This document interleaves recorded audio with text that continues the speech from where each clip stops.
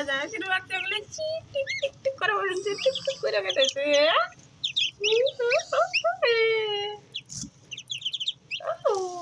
ও আরেকটা কই গেল?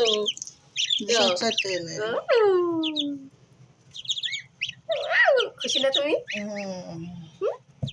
আমি তো খুশি, বিশেষ করে রাজা হাঁসের জন্য খুশি তুমি, তাই না? তোমার খুশি করার জন্য এতে নিয়ে আসলাম।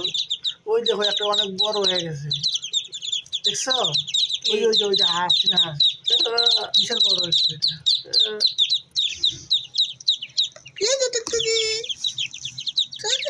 বড় আছে, বড় বড় হয়েছে না?